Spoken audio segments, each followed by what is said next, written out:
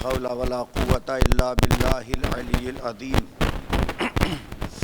اعوذ باللہ من الشیطان الرجیم بسم اللہ الرحمن الرحیم الحمد للہ رب العالمین والصلاة والسلام علی سید الانبیاء والمرسلین سیدنا و نبینا و مولانا ابی القاسم محمد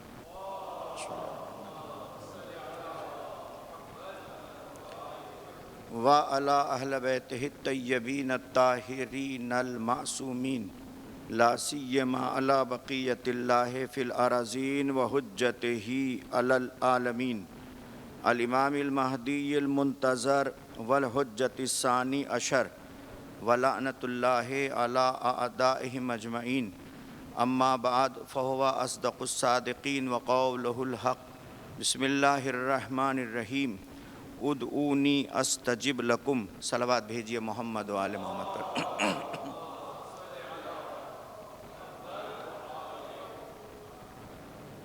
شب جمعہ ہے اور یہ شب ائمہ علیہم السلام کی نگاہ میں شب دعا ہے اور شب استغفار ہے،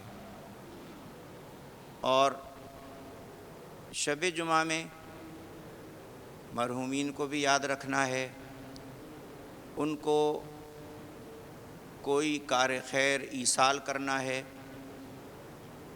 اس لیے کہ وہ جو دنیا سے چلے گئے ہیں وہ زندوں کے محتاج ہیں۔ جمعہ کا دن تھا، مسجد نبوی میں رسول اکرم تشریف فرما تھے محراب میں، اور اکیلے تھے۔ کچھ دیر کے بعد جب مدینے کے مسلمان آنا شروع ہوئے تو لوگوں نے دیکھا کہ حضور کی آنکھوں سے آنسو بہہ رہے ہیں۔ پوچھنے والے نے پوچھا، اللہ کے نبی آپ کو کس نے رلا دیا؟ تو حضور نے فرمایا، مجھے تم نے رلایا۔ ہاتھ جوڑ کے عرض کی، اللہ کے نبی ہم نے آپ کو کیسے رلایا؟ ہم نے آپ کے ساتھ کیا زیادتی اور کیا ظلم کیا؟ تو حضور نے فرمایا کہ کل شب جمعہ تھی اور تمہارے مرحومین کی روحیں تمہارے گھروں کی چھتوں پر آئی تھیں، اور وہ فریاد کر رہی تھیں کہ اے زندہ رہ جانے والو، تم نے ہمیں کتنی جلدی فراموش کر دیا، تمہارے پاس ہمارے لیے کچھ نہیں ہے، ہم سب کچھ تمہارے لیے چھوڑ کے چلے گئے۔ وہ فریاد کر رہے تھے، مجھے اندازہ ہو رہا تھا کہ وہ تم سے کچھ چاہتے ہیں، مدد چاہتے ہیں، تم ان کے لیے کچھ نہ کچھ نیکی بھیجو، کیونکہ شب جمعہ میں اگر کوئی شخص کسی بندہ مومن کے لیے دعا استغفار کرتا ہے تو پروردگار عالم خود اس دعا کرنے والے کے تمام گناہوں کو معاف کر دیتا ہے۔ تو یہ جو رات ہے استغفار کی رات بھی ہے، مرحومین کو یاد کرنے کی بھی رات ہے۔ ابھی مومنین کرام یہاں پہ تشریف فرما تھے اور دعائے کمیل کی تلاوت کر رہے تھے۔ دعائے کمیل ایک ایسی دعا ہے کہ جس کے بارے میں مولا کائنات امام علی علیہ السلام نے خود فرمایا، اس کو دعائے خضر بھی کہتے ہیں، اور دعائے کمیل اس لیے کہ امام نے اپنے شاگرد جناب کمیل ابن زیاد نخعی کو تعلیم کی تھی۔ یہ بھی سخاوت آل محمد علیہ السلام ہے کہ کلام معصومین علیہ السلام کا ہوتا ہے، اور شہرت ان کے اصحاب اس دعا کے ذریعے پا لیتے ہیں۔ یعنی اکثر لوگوں کو شاید پتہ بھی نہ ہو کہ یہ دعا مولا کائنات کی، جیسے دعائے ابو حمزہ صومالی چوتھے امام کی دعا ہے، لیکن اپنے ایک شاگرد کو تعلیم دی، وہ دعا ان کے نام سے مشہور ہو گئی، لہذا اس دعا کی تلاوت کی بہت زیادہ تاکید ہے۔ تاکید یہ ہے کہ روز پڑھو، روز نہیں پڑھ سکتے ہو تو کم از کم اس کو شب جمعہ میں تلاوت کرو، ایسا بھی نہیں ہے تو پھر کم از کم سال میں ایک مرتبہ اور اگر ایسا بھی نہ ہو سکے تو زندگی میں کم از کم ایک مرتبہ ضرور پڑھ لیا کرو، کیونکہ دعا کی بہت زیادہ تاکید ہے۔ قرآن مجید میں پروردگار عالم سورہ مومن میں ارشاد فرماتا ہے کہ تم مجھے پکارو، میں تمہاری دعا کو بہت جلدی قبول کروں گا، اور جو شخص دعا نہیں کرے گا سمجھو اس نے تکبر کیا ہے، اور پروردگار عالم اس کو ذلیل و رسوا کر کے جہنم میں ڈال دے گا۔ خود امام سجاد علیہ السلام کا یہ جملہ ہے صحیفہ کاملہ میں کہ امام فرماتے ہیں کہ پروردگارہ تو نے دعا کو عبادت قرار دیا ہے، اور خود تو نے یہ کہا ہے کہ دعا کا ترک کرنے والا متکبر ہے، تکبر والا ہے، اور خدا کو تکبر پسند نہیں ہے، لہذا جو دعا نہیں کرے گا تو نے خود کہا ہے کہ میں اس کو اوندھے منہ جہنم میں ڈال دوں گا، ذلیل و رسوا کر کے جہنم میں ڈال دیا جائے گا۔ دعا کے لیے یہ ہے کہ دعا و مخ العبادہ، دعا عبادت کا مغز ہے۔ کبھی معصوم فرماتے ہیں کہ دعا سے حادثاتی موت اور بلائیں ٹل جاتی ہیں، دعا ہر بیماری کے لیے شفا ہے، دعا سے مصیبتیں دور ہوتی ہیں، دعا سے رزق میں وسعت ہوتی ہے۔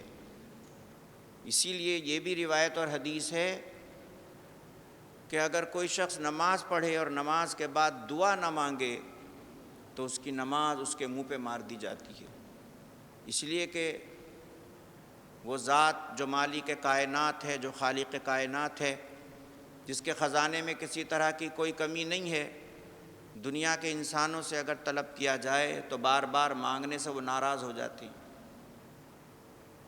لیکن وہ پروردگار ایسی ذات ہے کہ اس سے نہ مانگا جائے تو وہ ناراض ہو جاتا ہے۔ اسی لیے دعائے کمیل میں جو تعلیم دی ہے امام نے، اس میں دعا کا سلیقہ بھی بتایا گیا ہے۔ خود نماز بھی زمانہ اسلام سے قبل صلاۃ بمعنی دعا تھی، لیکن جب اسلام آیا تو اس کے بعد یہ لفظ صلاۃ ایک خاص طریقے کی عبادت بن گئی۔ دعائے کمیل میں امام نے دعا کا طریقہ بتایا ہے کہ جب انسان دعا کرے تو کیسے۔ خود نماز جو ہے وہ بھی دعا ہے۔ جب ہم نماز شروع کرتے ہیں، نیت کے بعد تکبیرۃ الاحرام اور اس کے بعد سورۃ الحمد، تو ابتدا میں پروردگار عالم کی تعریف ہے، بسم اللہ الرحمن الرحیم، الحمدللہ رب العالمین، اللہ کی تعریف، الرحمن الرحیم، پروردگار عالم کی تعریف ہے، مالک یوم الدین، یہ بھی خدا کی تعریف ہے، ایاک نعبد و ایاک نستعین، یہاں سے دعا شروع ہو گئی، دعا شروع ہو گئی، ایاک نعبد و ایاک، ہم تیری ہی عبادت کرتے ہیں، تجھ ہی سے مدد مانگتے ہیں۔ کیا مانگتے ہیں؟ تجھ سے اہدنا الصراط المستقیم، اے خدا تو ہمیں صراط مستقیم پر قائم و دائم رکھ۔ اور صراط مستقیم ان ہستیوں کا نام ہے جن پر تیری نعمتیں نازل ہوئی ہیں، ان کا نام نہیں ہے، ان کی زندگی، ان کا طریقہ کار صراط مستقیم نہیں ہے، جن پر تیرا غضب نازل ہوا ہے، جن پر تیرا عذاب نازل ہوا ہے، جن سے تو ناراض ہے۔ تو یہ خود ایک دعا ہے سورۃ الحمد۔ اسی لیے پورے 114 سوروں میں سورۃ الحمد کے لیے کہا جاتا ہے کہ یہ وہ سورہ ہے جو ہے تو کلام خدا مگر بندے کی زبان میں نازل ہوا۔ سلیقہ بتایا گیا ہے کہ خدا سے کس طرح گفتگو کی جائے، اور اجتماعیت بھی ہے اس کے اندر، کہ یہ نہیں کہا ایاک اعبدو، اے اللہ میں تیری عبادت کرتا ہوں، میں عبادت نہیں، کہا کہ نعبدو، اجتماعیت ہے، نستعین جمع کا صیغہ ہے، ہم تیری ہی عبادت کرتے ہیں اور تجھی سے مدد طلب کرتے ہیں۔ امام معصوم فرماتے ہیں کہ انسان جب نماز شروع کرتا ہے تو اللہ اکبر کہتا ہے، خدا کی تعریفیں کرتا ہے، لیکن جب وہ پہنچتا ہے ایاک نعبد و ایاک نستعین، تو پھر خدا سے اس طرح ہم کلام ہوتا ہے کہ جیسے اس میں اور خدا کے درمیان کوئی فاصلہ نہیں رہ گیا ہے، براہ راست اللہ سے وہ باتیں کر رہا ہے۔ تو نماز خود ایک دعا ہے. خود دعائے کمیل میں امام نے دعا کرنے کا سلیقہ اور طریقہ بتایا. سب سے پہلے اللہ کی تعریف کی جائے. آپ دیکھیں کہ دعائے کمیل جو اسٹارٹ ہوتی ہے جہاں سے اس میں پروردگار عالم کی بے انتہا تعریف کی امام معصوم نے. اس کے بعد جو تعلیم دی، جو سکھایا، جو سمجھایا وہ یہ ہے کہ اپنے گناہوں کا اعتراف کرو. گناہوں کے اعتراف کا مطلب کیا ہے؟ گناہوں کے اعتراف کا مطلب یہ ہے کہ سوچو اپنے ذہن میں، اس کو ریپیٹ کرو کہ تم سے زندگی میں کیا غلطیاں ہوئیں، اس ہفتے میں کیا گناہ ہو گئے اچانک سے، کیا برائیاں ہوئی ہیں، ان کو یاد کرو. جب انسان گناہوں کو یاد کرے گا تو پھر وہ توجہ سے استغفار کرے گا، پھر خدا سے معافی مانگے گا، پھر خدا سے وہ رگڑے گا، التجا کرے گا، منتیں کرے گا. لہذا پہلے بتایا گیا کہ اپنی برائیاں، اپنے گناہوں کو، شب قدر کا بھی یہی درس ہے کہ وہاں بھی جب انسان اپنی برائیاں اور گناہوں کو یاد کرے تو پھر استغفار کرے، اس کے اندر رقت قلب پیدا ہوگی، اور رقت قلب پیدا ہوگی ظاہر ہے کہ پھر وہ روئے گا، گڑ گڑائے گا. اس کے بعد معصوم فرماتے ہیں کہ دعا جب کرو تو اس وقت اس یقین کے ساتھ دعا کرو کہ تمہاری دعا قبول ہو جائے گی. اگر ذہن میں شک ہو، وسوسہ ہو کہ مانگ تو رہا ہوں، اب پتہ نہیں یہ دعا قبول ہو یا نہ ہو، پتہ نہیں وہ میں اپنے منزل پر پہنچ سکوں یا نہیں، میری منزل مراد مجھے حاصل ہو سکے یا نہیں، تو امام فرماتے ہیں ایسی دعا کرنے کا کوئی فائدہ نہیں ہے. پھر یہ بھی ہوتا ہے کہ انسان جو خدا سے طلب کرتا ہے تو وہ ظاہر کو دیکھ رہا ہوتا ہے، حقیقت میں پروردگار عالم اپنے بندے پر مہربان ہے. وہ بہتر جانتا ہے کہ یہ چیز انسان کو ملنی چاہیے یا نہیں ملنی چاہیے، کیونکہ مومن کو اگر وہ شے دے دی جائے تو خدا نہ خواستہ وہ صراط مستقیم سے نہ بھٹک جائے، وہ راہ ہدایت سے نہ نکل جائے، کیونکہ اس کو ظاہر نظر آتا ہے. لہذا دعا کا پورا ہونا یہ بھی پروردگار عالم کا احسان ہے، اور ظاہراً جو ہم نے طلب حاجت کی ہے اس کا مکمل نہ ہونا بھی حقیقت میں یہ بھی رحم پروردگار ہے. اور اس کے بعد امام معصوم فرماتے ہیں کہ خدا کو بندے کی آواز اچھی لگتی ہے، اگر مراد پوری ہو گئی تو پھر دعا نہیں کرے گا. پھر امام معصوم فرماتے ہیں کہ وقت لگتا ہے بسا اوقات کہ خدا اس دعا کو آگے کے لیے رکھے اور پھر اس وقت اس کی دعا قبول ہو جائے. ایک صلوات بھیجیے محمد و آل محمد پر.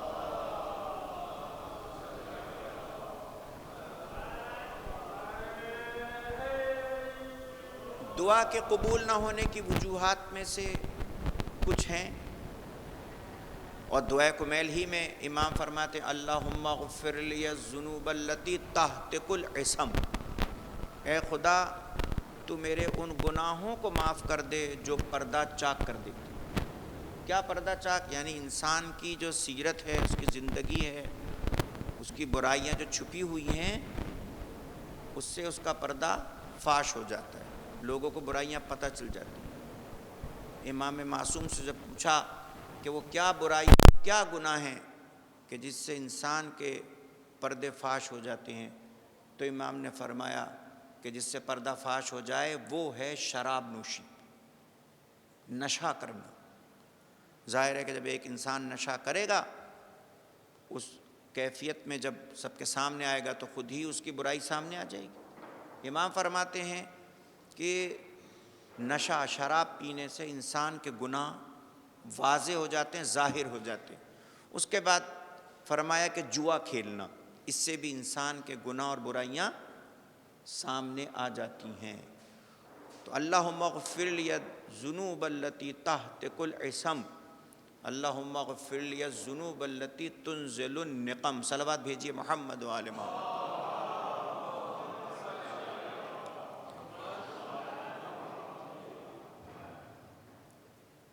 اب جو انسان پر فقر و فاقہ نازل ہوتا ہے، جس سے انسان کی اللہم اغفر لی الذنوب التی تغیر النعم، نعمتیں نہیں مل رہی ہیں، نعمتیں نہیں نازل ہوتی ہیں. اللہم اغفر لی الذنوب التی تنزل البلا، اے خدا میرے ان گناہوں کو معاف کر دے جن کی وجہ سے بلائیں اور مصیبت نازل ہو جاتی ہیں. وہ کیا گناہ ہیں؟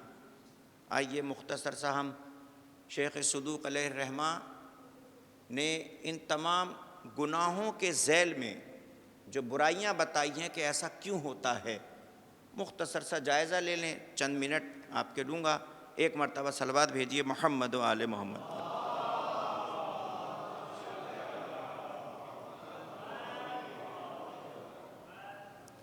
رزق میں کمی ہو جاتی ہے، ظاہر ہے جب بلائیں نعمتیں نہیں نازل ہوں گی تو رزق میں کمی ہوگی.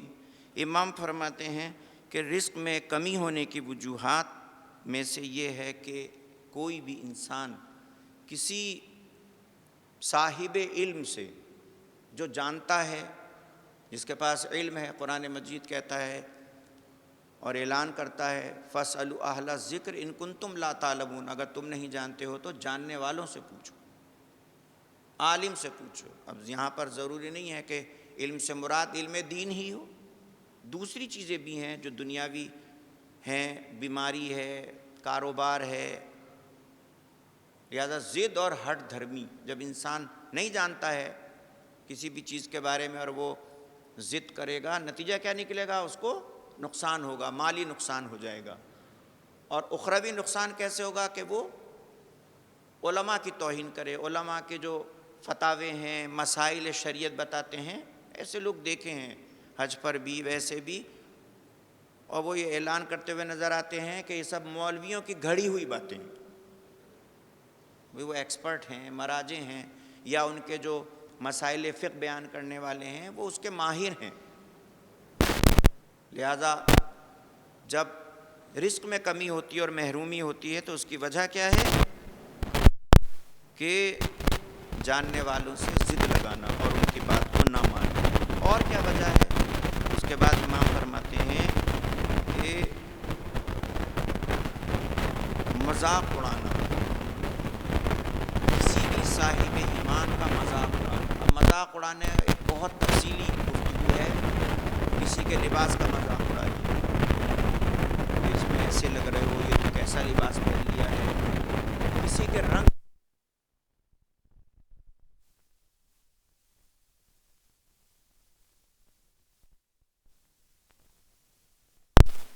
کسی کے قد کا مذاق اڑانا،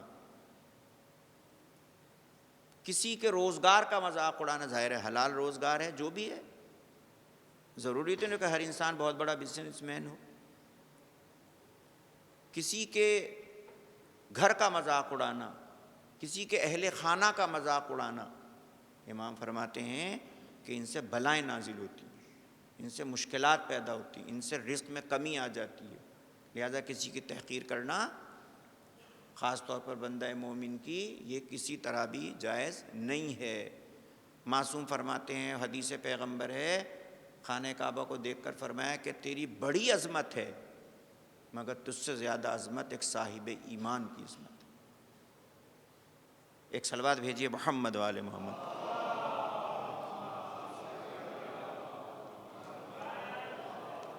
اس کے بعد امام فرماتے ہیں کہ بلائیں کیوں نازل ہوتی ہیں؟ کا بلائیں اس لیے نازل ہوتی ہیں کہ اگر کوئی شخص کسی کے پاس آئے اور اپنی مصیبت بیان کرے اور وہ شخص اس کی مصیبت کو رفع کرنے، ختم کرنے کا اختیار رکھتا ہے، لیکن وہ جان بوجھ کے اس کی مصیبت کو دور نہ کرے، تو اس سے کیا ہوگا؟ خود اس پر وہ مشکل آ جائے گی اور وہ مشکل میں پھنس جائے گا. اس کے بعد امام فرماتے ہیں کہ بلا نازل ہونے کی ایک وجہ یہ بھی ہے کہ مظلوم کی مدد نہ کی جائے. کوئی شخص مظلوم ہے، ہم اس سے چشم پوشی کر رہے ہیں، ہمارا کیا تعلق ہے، ہم کیا کر سکتے ہیں؟ نہیں، اگر ہم کر سکتے ہیں تو ہمیں مظلوم کی مدد کرنا چاہیے. ہاں، مدد کرنے کا طریقہ صرف لڑنا جھگڑنا نہیں ہوتا ہے، بلکہ مدد کرنے کا ایک اخلاقی، ایک علمی، ایک مالی طریقہ ہوتا ہے کہ جس طریقے بھی مناسب ہو اس کی مدد کی جائے۔ بلائیں نازل ہونے کی ایک وجہ یہ بھی ہوتی ہے کہ ہم امر بالمعروف، امام معصوم کے اقوال ہیں یہ کہ ہم امر بالمعروف اور نہی عن المنکر کو ترک کر دیں۔ امر بالمعروف یعنی نیکی کا حکم دینا، نہی عن المنکر یعنی برائیوں سے روکنا۔ تو اگر ہم امر بالمعروف نہیں کریں گے، نتیجہ کیا ہوگا کہ نیکیاں معاشرے میں کم ہو جائیں گی۔ جب نیک لوگ کم ہو جائیں گے تو ہم بھی اسی معاشرے میں رہتے ہیں، نتیجہ یہ ہوگا کہ ہم ایک آدھ کچھ نیک لوگ رہ جائیں گے، باقی سب چور، ڈاکو، لٹیرے بن جائیں گے، تو ہماری زندگی خود ایک مشکل میں آ جائے گی۔ یعنی ظاہراً آپ دیکھیں یہ صورتحال ہے، برائی سے نہ روکیں، نتیجہ کیا ہوگا؟ برائی بڑھتی جائے گی۔ بلکہ مولا کائنات تو امر بالمعروف نہی عن المنکر کے ذیل میں ارشاد فرماتے ہیں کہ اگر تم، ایک تفصیلی حدیث ہے لیکن خلاصہ آپ کی خدمت میں عرض کروں، امام فرماتے ہیں کہ اگر تم امر بالمعروف اور نہی عن المنکر کو ترک کر دو گے، تمہارے اوپر بدترین لوگ مسلط ہو جائیں گے، اور جب وہ مسلط ہوں گے تم پر مصیبتیں آئیں گی، مشکلات آئیں گی، روزگار کم ہوگا، عزتیں خاک میں مل جائیں گی، تو تم پھر بارگاہ خدا میں دعا کرو گے تو پھر خدا تمہاری دعا قبول نہیں کرے گا، خود ہم اس کے ذمہ دار بن جائیں گے۔ امر بالمعروف نہی عن المنکر، انسان خود اپنی ذات سے شروع کرے اور اس کے بعد اہل خانہ، کیونکہ اسلام کا طریقہ بھی یہی تھا، وانذر عشیرتک الاقربین، اے رسول پہلے گھر والوں کو ڈراؤ، لہٰذا انسان پہلے اپنے خانوادے سے امر بالمعروف اور نہی عن المنکر شروع کرے، زوجہ ہیں، بچے ہیں، اس کے بعد بہن بھائی ہیں، رشتہ دار ہیں، آہستہ آہستہ نتیجہ یہ ہوگا کہ معاشرے سے برائی کم ہوگی اور نیکی میں اضافہ ہو جائے گا۔ اس کے بعد امام فرماتے ہیں کہ جو چیزیں معاشرے میں بگاڑ پیدا کرتی ہیں ان میں سے ایک یہ ہے کہ جادو کے اوپر ایمان رکھے انسان، جادو کے ذریعے مدد حاصل کرے، جادو ٹونا جو معاشرے میں بہت ساری چیزیں ہم دیکھتے ہیں، جادو کی طرف جائے گا اگر کوئی تو امام فرماتے اس سے معاشرے میں بگاڑ پیدا ہو جائے گا۔ اور علم نجوم اب تو باقاعدہ لکھا جانے لگا ہے یہ، اور بعض اخبارات اور ٹی وی چینلز میں بھی کہ آج کا دن کیسا رہے گا۔ علم نجوم حاصل کرنا بھی حرام ہے، اس پر ایمان رکھنا بھی حرام ہے، اس کی باتیں سننا، اس سے کوئی رابطہ و تعلق رکھنا یہ بھی اسلام نے منع کیا ہے، اور اس کی کوئی حیثیت اور اوقات نہیں ہے۔ علم نجوم ہے، کہانت ہے، جو پیشین گوئیاں کرتے ہیں آگے سے، ہاں حالات و واقعات کے اوپر اپنا تجزیہ بیان کرنا ایک الگ چیز ہے، لیکن کہانت کرنا۔ اس کے بعد امام فرماتے ہیں کہ تقدیر کو جھٹلانا، جو مقدر ہو چکا ہے اس کو انسان جھٹلائے تو یہ بھی معاشرے میں اس سے بگاڑ پیدا ہوتا ہے۔ والدین کی نافرمانی، نتیجہ یہ ہوگا کہ انسان آج خود والدین کی نافرمانی کرے گا، کل خود اس کے ساتھ یہ مسئلہ درپیش ہوگا۔ نیک لوگوں کی مخالفت کرنا، متقی پرہیزگار، ان کا احترام نہ کرنا، ان کی مخالفت کرنا، یہ ساری چیزیں وہ ہیں۔ اب دعائیں قبول کیوں نہیں ہوتی؟ بس آخری بات، دعا قبول کیوں نہیں ہوتی؟ ایک دو باتیں بتائیں، ان میں سے ایک یہ ہے کہ بدنیتی، نیت کا خراب ہونا، اپنے پاس جو نعمتیں ہیں ان کی طرف توجہ نہیں ہے، دوسروں کی نعمتوں کو دیکھ کر جلنا، حسد کرنا، اور اس کی نعمتوں کی طرف اور اس کے پاس جو فراوانی ہے، فراخی ہے، اس پر نگاہ رکھنا، یہ بدنیتی ہے، کاروبار ہے، جو بھی ہے۔ اس کے بعد امام فرماتے ہیں خبث باطنی، یعنی اندر سے اس کا نفس پاک نہیں ہے، خباثت نفس ہے۔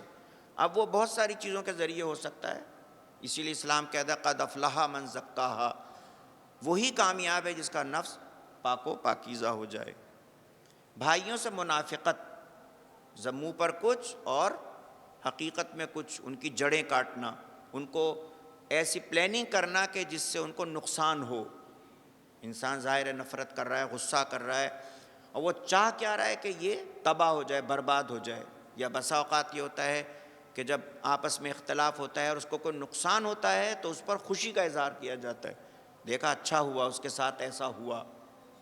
جبکہ سیرت ائمہ اور سیرت پیغمبر یہ نہیں ہے کہ وہ کوڑا ڈالنے والی کوڑا ڈالتی تھی اور جب نہیں ڈالا ہے تو پیغمبر اس کے گھر گئے ہیں، اس ضعیفہ، اس کافر عورت کے، اور اس کی مزاج پرسی کی. تو کوئی اور ہوتا تو کیا کہتا؟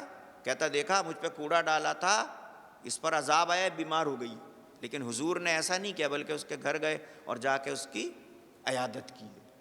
تو جب ایک نان مسلم اور کافر کے ساتھ پیغمبر کا رویہ یہ ہے تو ہمیں اسلام کیسے اجازت دے گا کہ ہم اپنے بھائیوں کے ساتھ اس طریقے سے پیش آئیں؟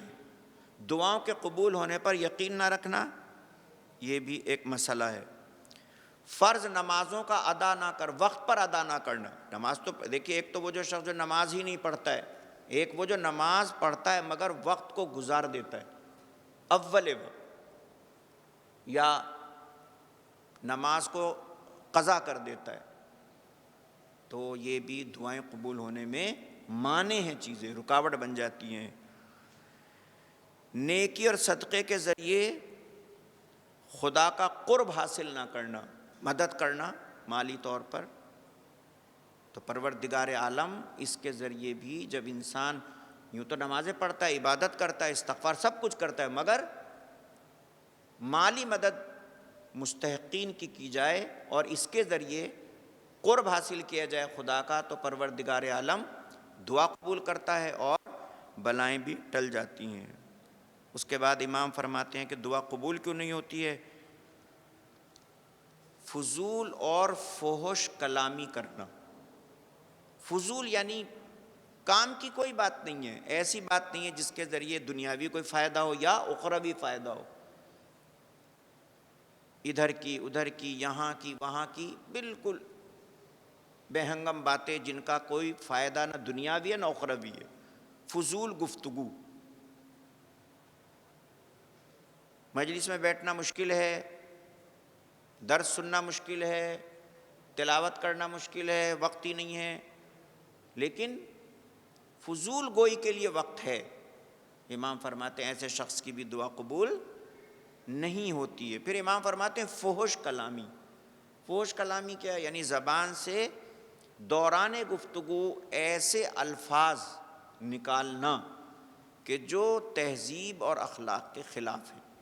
اب پرٹیکولر اسلام نے کوئی وہ لفظ نہیں بتائے ہیں، جیسے اسلام نے کہا کہ گالی دینا حرام ہے، لیکن گالی کوئی لفظ نہیں ہے کہیں بھی. آپ فقہ کی کتابوں میں جائیں تو گالی کا نہیں ملے گا کہیں بھی، لیکن یہ ہے کہ جو نہ ہو اس پر وہ الزام لگانا، یہ گالی.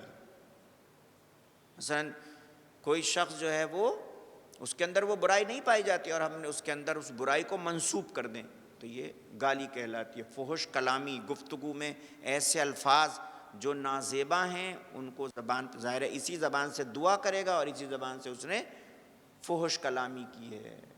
تو یہ چیزیں جو ہیں، ظاہر ہے کہ شب جمعہ ہے اور میں نے شروع میں عرض کیا کہ مرحومین کو یاد کرنا ہے، کیونکہ قبر میں اندھیرا بھی ہوتا ہے اور قبر میں تنہائی بھی ہوتی ہے.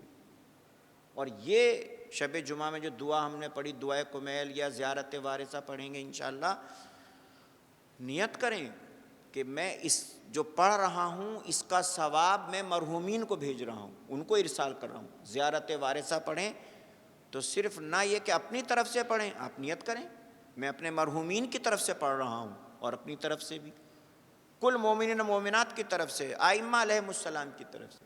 ثواب میں اضافہ در اضافہ ہوتا چلا جائے گا.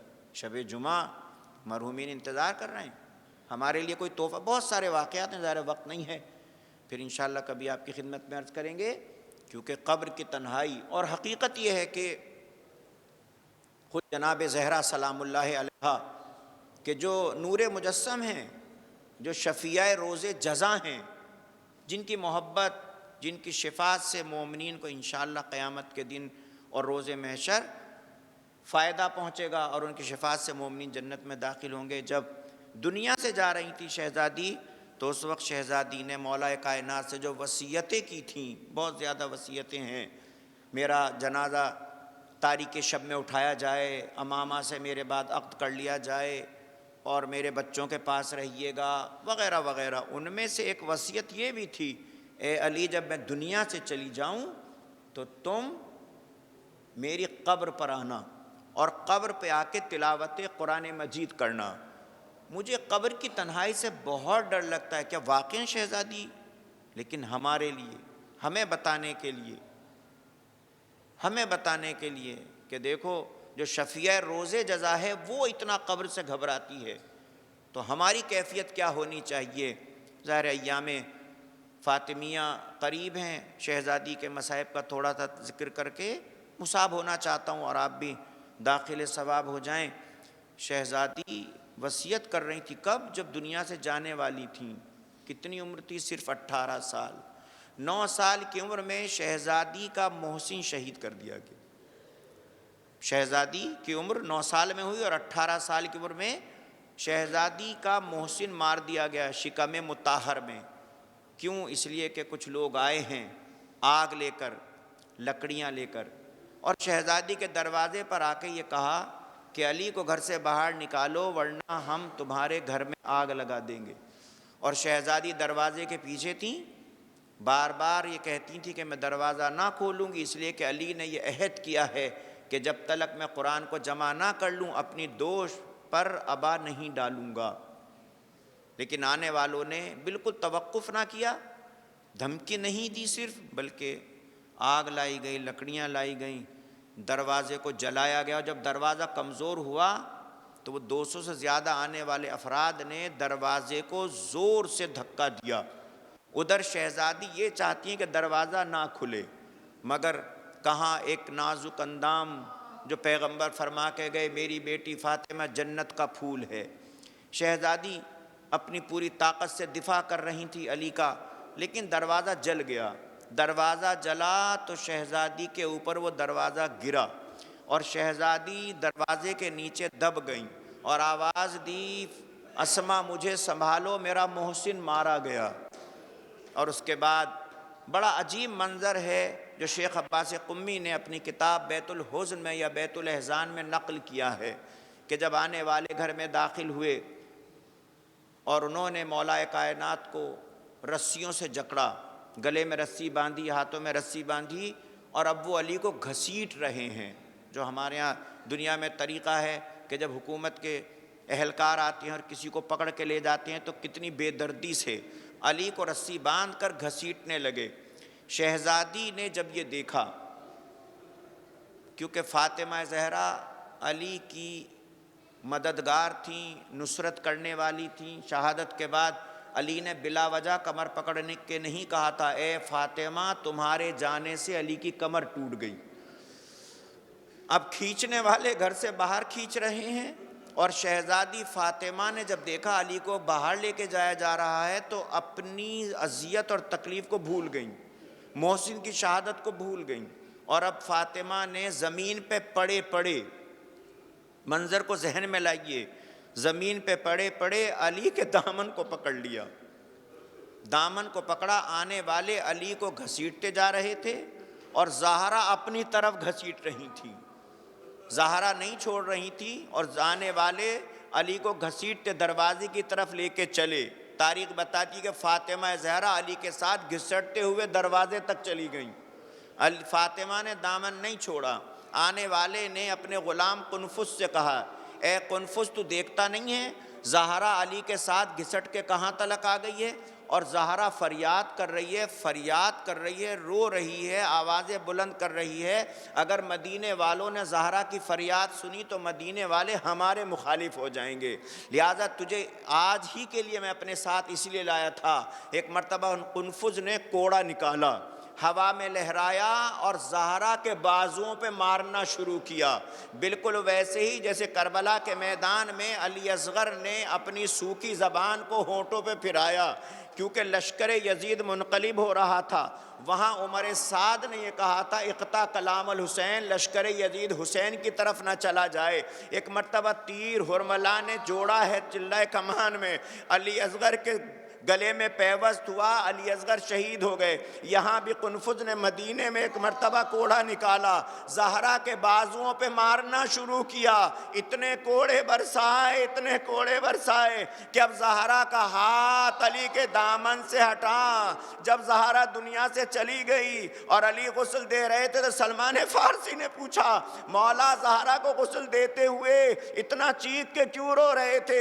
کہا سلمان میں کیا بتاؤں، جو زہرا کے بازو پر کوڑے برسائے گئے تھے ابھی تلک وہ نیل کے نشان ابھی تلک باقی ہیں، وہ نشان ختم نہیں ہوئے ہیں، میں نے کیسے برداشت۔ سیعلم الذین ظلموا ای منقلب ینقلبون الا ولعنۃ اللہ علی القوم الظالمین۔ خداوندہ اس مختصر سی عبادت کو قبول فرما، ہمارے گناہوں کو معاف فرما، ہمارے آنسوؤں کو رومال زہرا میں جگہ عنایت فرما۔ خداوندہ ظالموں کو نابود فرما، مرحومین کی مغفرت فرما، جوار معصومین علیٰ میں ان کو جگہ عنایت فرما، روز محشر شفاعت اہل بیت علیہ السلام نصیب فرما، امام کے ظہور میں تعجیل فرما، ہمیں امام کے اصحاب و انصار میں شامل فرما۔ ایک سورہ فاتحہ کی گزارش ہے تمام مرحوم مومنین و مومنات کے لیے، تمام شہدائے ملت جعفریہ کے لیے، تمام مرحوم علماء، مراجع اور مجتہدین کے لیے، اور ان مرحومین کے لیے کہ جن کا کوئی یاد کرنے والا اور سورہ فاتحہ پڑھنے والا نہیں ہے، اور ان مرحومین کے لیے مرحوم فیروز علی ابن غلام علی راشد اور ان کے خاندان کے تمام مرحومین، مرحومہ فریدہ فیروز بنت رجب علی دھالا اور ان کے خاندان کے تمام مرحومین، مرحوم افضل حسین لدھانی ابن حبیب علی اور ان کے خاندان کے تمام مرحومین، مرحوم غلام علی ابن راشد علی دینا اور ان کے خاندان کے تمام مرحومین، مرحومہ کلثوم بائی بنت جان محمد اور ان کے خاندان کے تمام مرحومین، مرحوم رجب علی دھالا اور ان کے خاندان کے تمام مرحومین، مرحومہ کلثوم بائی بنت مولی دینا اور ان کے خاندان کے تمام مرحومین، علی بھائی خاندان کے تمام مرحومین، حاجی خاندان کے تمام مرحومین، مرحوم یوسف احمد خاندان کے تمام مرحومین، راج پار خاندان کے تمام مرحومین، داتار دینا خاندان کے تمام مرحومین، بندہ خدا کے تمام مرحومین، علی بھائی رتنسی خاندان کے تمام مرحومین، مرحوم محمد شوکت علی حاجی اور ان کے خاندان کے تمام مرحومین، سوم جی خاندان کے تمام مرحومین، فرشتہ خاندان کے تمام مرحومین، روحیل خاندان کے تمام مرحومین، بندہ خدا کے تمام مرحومین، مرحوم انور علی شیو جی اور مرحوم قاسم علی شیو جی اور ان کے خاندان کے تمام مرحومین، اور مرحوم امیر علی پٹیل کے لیے۔ بسم اللہ الرحمن الرحیم، الحمد للہ رب العالمین، الرحمن الرحیم، مالک یوم الدین، ایاک نعبد و ایاک نستعین، اہدنا الصراط المستقیم، صراط الذین انعمت علیہم غیر المغضوب علیہم ولا الضالین۔ بسم اللہ الرحمن الرحیم، قل هو اللہ احد اللہ الصمد لم یلد ولم یولد ولم یکن له کفوا احد۔ بسم اللہ الرحمن الرحیم، قل هو اللہ احد اللہ الصمد لم یلد ولم یولد ولم یکن له کفوا احد۔ بسم اللہ الرحمن الرحیم، قل هو اللہ احد اللہ الصمد لم یلد ولم یولد ولم یکن له کفوا احد۔ اللہم اغفر للمؤمنین والمؤمنات والمسلمین والمسلمات الاحیاء منہم والاموات، تابع بیننا وبینہم بالخیرات، انک مجیب الدعوات، انک علی کل شیء قدیر، بحق محمد وآلہ الطاہرین۔